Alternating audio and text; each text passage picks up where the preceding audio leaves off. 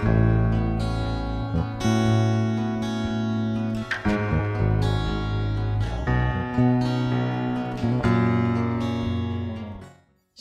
kasih Kristus menyertai kita.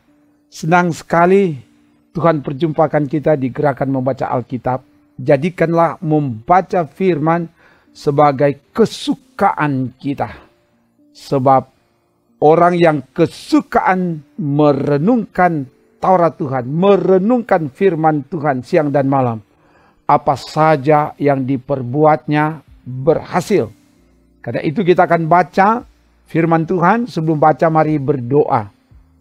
Ya Bapa, tuntunlah hamba-Mu untuk bacakan firman dari Alkitab, dan juga semua yang mengikuti bacaan firman Tuhan ini dimanapun mereka berada, supaya kami diubahkan oleh Tuhan, kami dikuatkan oleh Tuhan, dan kami dimenangkan oleh Tuhan ketika taat setia mendengarkan firman-Mu.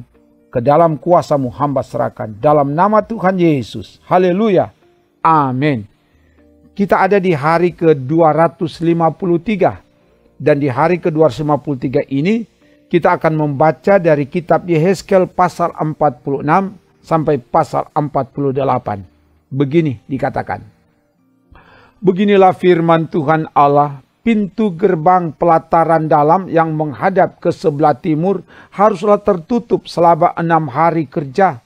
Tetapi pada hari Sabat supaya dibuka, pada hari bulan baru juga supaya dibuka.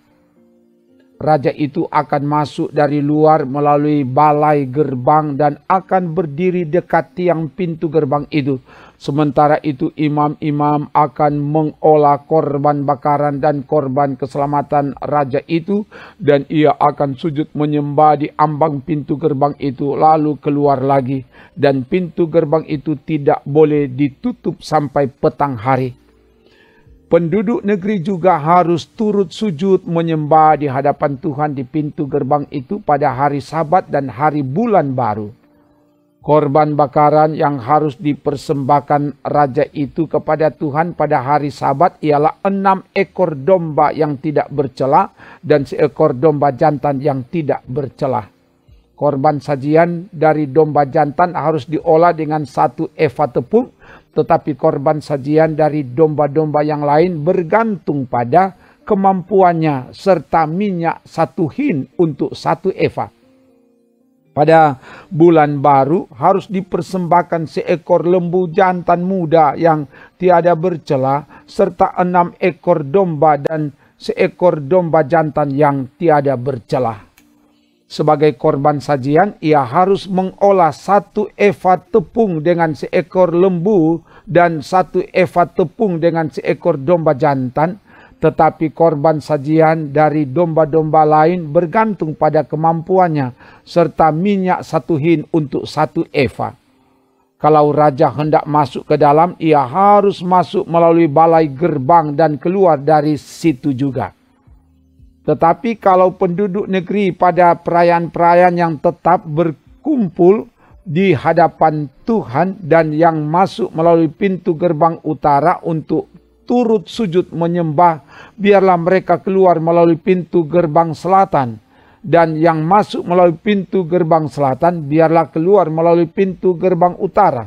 Janganlah seorang kembali melalui pintu gerbang kemasukannya, tetapi masing-masing harus keluar dari pintu gerbang yang di depannya. Mengenai raja itu, ia akan masuk bersama-sama mereka dan keluar bersama-sama mereka. Pada hari-hari raya dan perayaan-perayaan yang tetap harus ada korban sajian, yaitu 1 eva tepung diolah dengan seekor lembu jantan dan 1 eva tepung diolah dengan seekor domba jantan. Tetapi korban sajian dari domba-domba yang lain bergantung pada kemampuannya, serta minyak 1 hin untuk 1 eva. Kalau raja mengolah korban bakaran sukarela atau korban keselamatan sukarela bagi Tuhan, maka orang harus membukakan pintu gerbang sebelah timur untuk dia, dan ia akan mempersembahkan korban bakarannya dan korban keselamatannya itu seperti ia perbuat pada hari Sabat. Kemudian ia keluar, dan sesudah ia keluar pintu gerbang harus ditutup. Tiap hari ia harus mengolah domba yang berumur 1 tahun dan yang tiada bercela sebagai korban bakaran bagi Tuhan. Setiap pagi ia harus melakukan itu. Di samping itu setiap pagi ia harus mempersembahkan korban sajian 1/6 eva tepung dengan minyak 1/3 hin untuk mencampur tepung yang terbaik itu. Itulah korban sajian bagi Tuhan dan ketetapan itu tetap selama-lamanya. Demikianlah mereka harus mempersembahkan domba dan korban sajian dan minyak setiap pagi sebagai korban bakaran yang tetap. Beginilah firman Tuhan Allah, kalau raja itu memberi sesuatu pemberian dari milik pusakanya kepada salah seorang anaknya, maka itu menjadi kepunyaan anaknya dan milik ini menjadi pusaka mereka. Kalau ia memberikan pemberian dari milik pusakanya kepada salah seorang hambanya, maka itu menjadi kepunyaannya sampai tahun kebebasan. Lalu harus kembali kepada raja itu. Hanya anak-anak raja itu boleh mewarisi milik pusakanya. Dan janganlah raja itu mengambil sesuatu dari milik pusaka rakyat, sehingga mereka terdesak dari miliknya.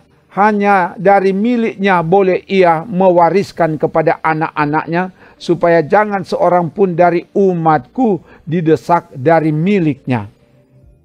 Lalu dibawanya aku melalui pintu masuk yang di samping pintu gerbang ke bilik-bilik untuk para imam yang di sebelah utara tempat kudus. Dan sungguh di sana di bahagian barat sekali ada suatu tempat. Ia berkata kepadaku, disinilah tempatnya imam-imam memasak korban penebus salah dan korban penghapus dosa dan membakar korban sajian. Dan mereka tidak boleh membawanya ke pelataran luar, supaya dengan demikian mereka jangan menguduskan umat Tuhan. Kemudian diiringnya aku ke pelataran luar dan membiarkan aku pergi ke 4 sudut pelataran itu. Sungguh di tiap sudut pelataran itu ada lagi pelataran. Pada keempat sudut pelataran itu ada pelataran kecil, 40 hasta panjangnya dan 30 hasta lebarnya, keempatnya sama ukurannya. Mengelilingi keempat pelataran kecil itu ada tembok batu, dan di bagian bawah tembok-tembok batu itu sekelilingnya diperbuat tempat-tempat memasak. Ia berkata kepadaku, inilah dapur tempat memasak, di mana petugas-petugas bait suci memasak korban sembelian umat Tuhan. Kemudian ia membawa aku kembali ke pintu bait suci, dan sungguh ada air keluar dari bawah ambang pintu bait suci itu dan mengalir menuju ke timur, sebab bait suci juga menghadap ke timur, dan air itu mengalir dari bawah bagian samping kanan dari bait suci itu, sebelah selatan mezbah. Lalu diiringnya aku keluar melalui pintu gerbang utara, dan dibawanya aku berkeliling dari luar menuju pintu gerbang luar yang menghadap ke timur. Sungguh air itu membual dari sebelah selatan. Sedang orang itu pergi ke arah timur dan memegang tali pengukur di tangannya. Ia mengukur 1000 hasta dan menyuruh aku masuk dalam air itu. Maka dalamnya sampai di pergelangan kaki. Ia mengukur 1000 hasta lagi dan menyuruh aku masuk sekali lagi dalam air itu. Sekarang sudah sampai di lutut. Kemudian ia mengukur 1000 hasta lagi dan menyuruh aku ketiga kalinya masuk ke dalam air itu. Sekarang sudah sampai di pinggang. Sekali lagi ia mengukur 1000 hasta lagi. Sekarang air itu sudah menjadi sungai, di mana aku tidak dapat berjalan lagi, sebab air itu sudah meninggi sehingga orang dapat berenang, suatu sungai yang tidak dapat diseberangi lagi. Lalu ia berkata kepadaku, sudahkah engkau lihat, hai anak manusia? Kemudian ia membawa aku kembali menyusur tepi sungai. Dalam perjalanan pulang, sungguh sepanjang tepi sungai itu ada amat banyak pohon di sebelah sini dan di sebelah sana. Ia berkata kepadaku, sungai ini mengalir menuju wilayah timur dan menurun ke Araba Yordan dan di muara di Laut Asin. Air yang mengandung banyak garam dan air itu menjadi tawar. Sehingga kemana saja sungai itu mengalir, segala makhluk hidup yang berkeriapan di sana akan hidup. Ikan-ikan akan menjadi sangat banyak. Sebab kemana saja air itu sampai, air laut di situ menjadi tawar. Dan kemana saja sungai itu mengalir, semuanya di sana hidup. Maka penangkap-penangkap ikan penuh sepanjang tepinya mulai dari En-Gedi sampai En-Eglaim. Daerah itu menjadi penjemuran pukat dan di sungai itu ada berjenis-jenis ikan seperti ikan-ikan di laut besar, sangat banyak.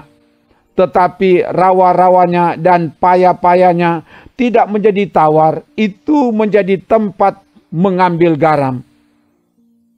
Pada kedua tepi sungai itu tumbuh bermacam-macam pohon buah-buahan yang daunnya tidak layu dan buahnya tidak habis-habis. Tiap bulan ada lagi buahnya yang baru, sebab pohon-pohon itu mendapat air dari tempat kudus itu. Buahnya menjadi makanan dan daunnya menjadi obat.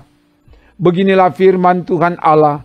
Inilah batas-batas tanah yang kamu harus bagi-bagi menjadi milik pusakamu di antara kedua belas suku Israel. Yusuf mendapat 2 bagian. Tanah itu harus kamu bagi rata, yaitu tanah yang dengan sumpah kujanjikan memberikannya kepada nenek moyangmu, dan dengan demikian tanah ini menjadi milik pusakamu.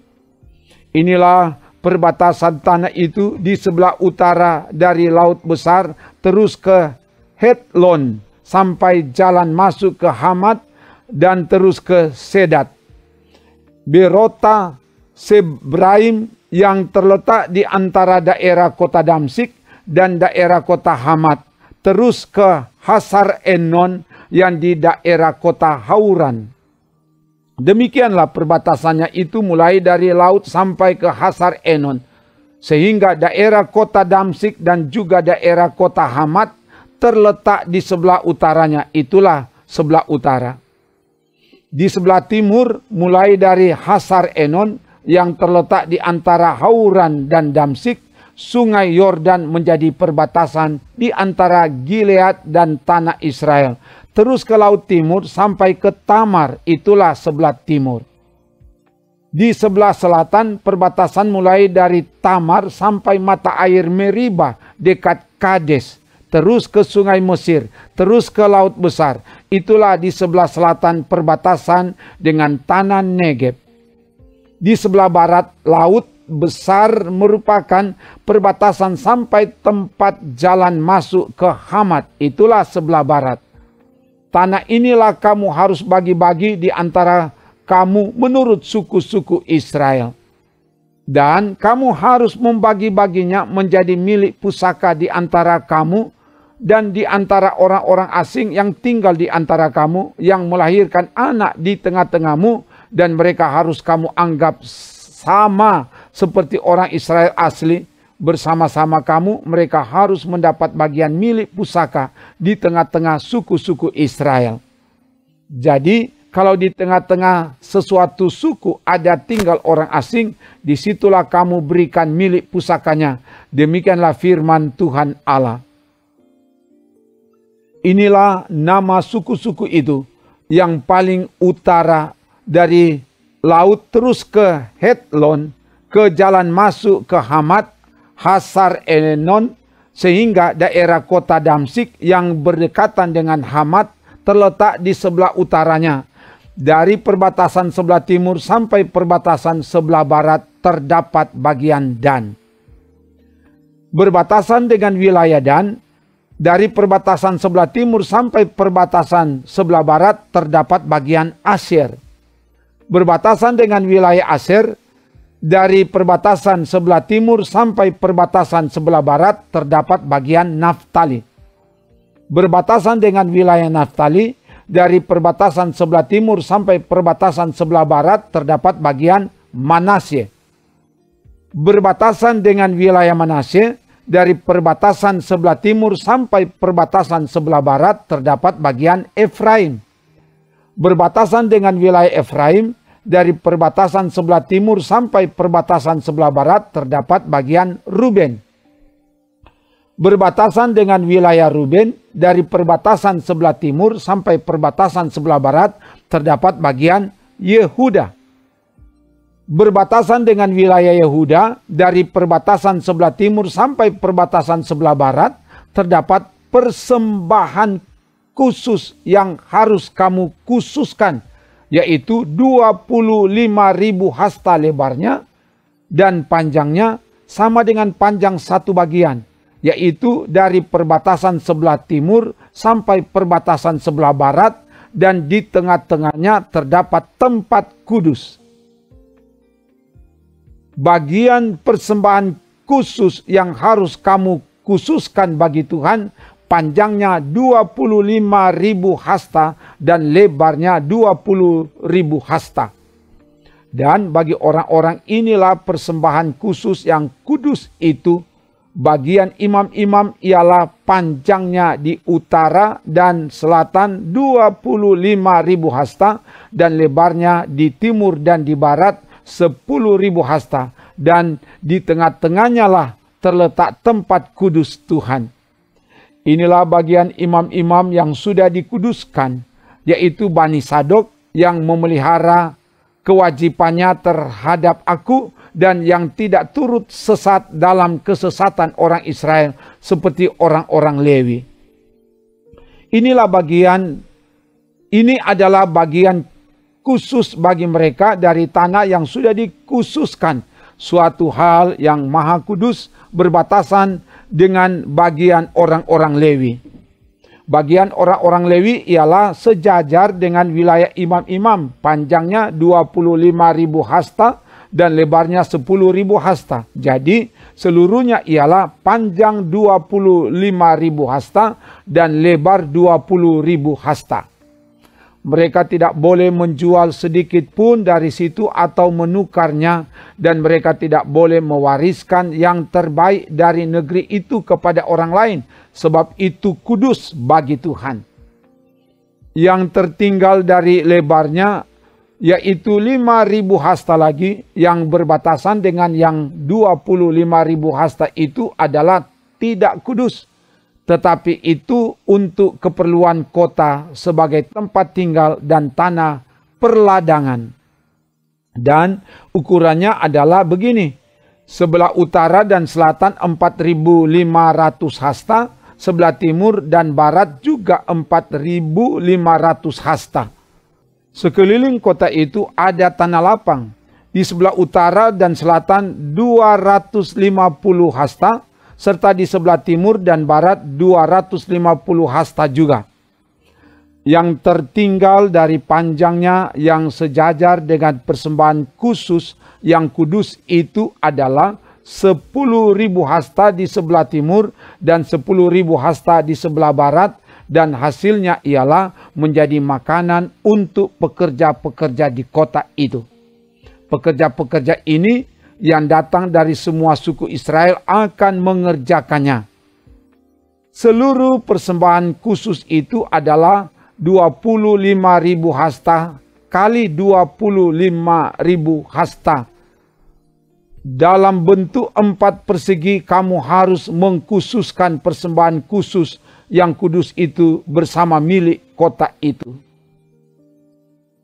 Selebihnya adalah milik raja, yaitu di sebelah timur dan barat dari persembahan khusus yang kudus dan milik kota itu.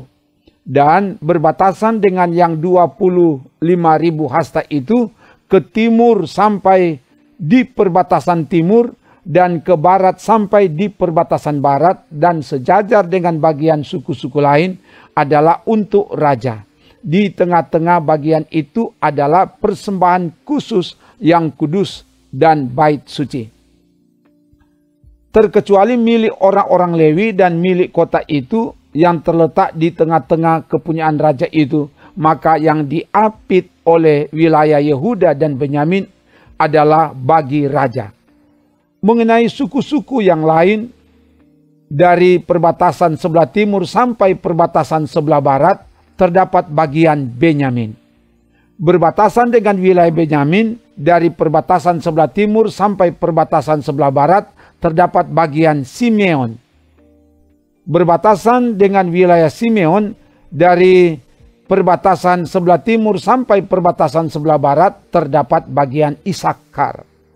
Berbatasan dengan wilayah Isakar, dari perbatasan sebelah timur sampai perbatasan sebelah barat, terdapat bagian Sebulon.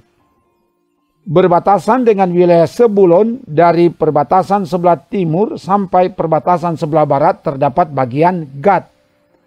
Perbatasan wilayah Gad di sebelah selatan ialah dari Tamar sampai mata air Meriba dekat Kades, terus ke sungai Mesir, terus ke laut besar. Inilah negeri yang harus kamu bagi-bagi menjadi milik pusakamu di antara suku-suku Israel, dan itulah bagian-bagian mereka. Demikianlah firman Tuhan Allah. Inilah pintu-pintu keluar kota itu di sisi sebelah utara, yang ukurannya adalah 4.500 hasta. Terdapat 3 pintu gerbang, yaitu pintu gerbang Ruben, pintu gerbang Yehuda, dan pintu gerbang Lewi. Sebab pintu-pintu gerbang kota itu disebut menurut nama suku-suku Israel. Di sisi sebelah timur yang ukurannya 4.500 hasta, terdapat 3 pintu gerbang juga, yaitu pintu gerbang Yusuf, pintu gerbang Benyamin, dan pintu gerbang Dan. Di sisi sebelah selatan yang ukurannya 4.500 hasta, terdapat 3 pintu gerbang juga, yaitu pintu gerbang Simeon, pintu gerbang Isakar, dan pintu gerbang Sebulon. Di sisi sebelah barat yang ukurannya 4.500 hasta, terdapat 3 pintu gerbang juga, yaitu pintu gerbang Gad, pintu gerbang Asyir, dan pintu gerbang Naftali.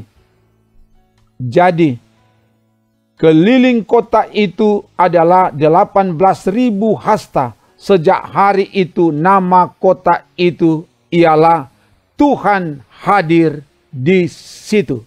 Demikian bacaan firman Tuhan dari Alkitab. Mari berdoa.